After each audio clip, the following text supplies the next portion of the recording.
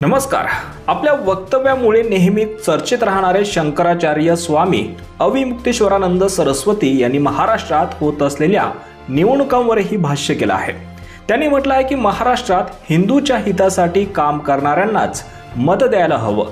यावेळी त्यांनी मुख्यमंत्री एकनाथ शिंदे यांचं कौतुक करत ते छत्रपती शिवाजी महाराजांचे कार्य करत आहेत, त्यांनी गायीला राजमातेचा दर्जा दिला आहे असंही म्हटलं आहे.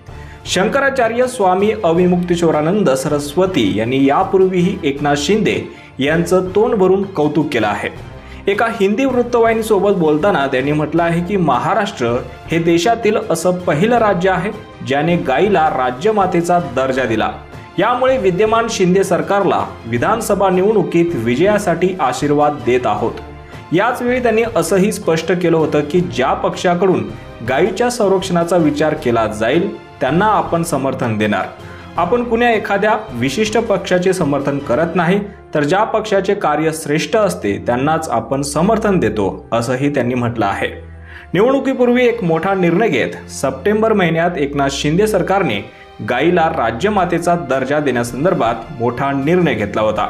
दरम्यान देशी गायींचे संगोपन व संवर्धन करणे गरजेचे असल्याने देशी गायींचे पालन पोषण करण्यास प्रोत्साहन मिळावे यासाठी मुख्यमंत्री एकनाथ शिंदे यांनी देशी गायीला यापुढे राज्यमाता गोमाता घोषित करण्यास मान्यता दिली. देशी गायीच्या दुधाला मानवी आहारात पूर्णान्न म्हणून संबोधलं जातं.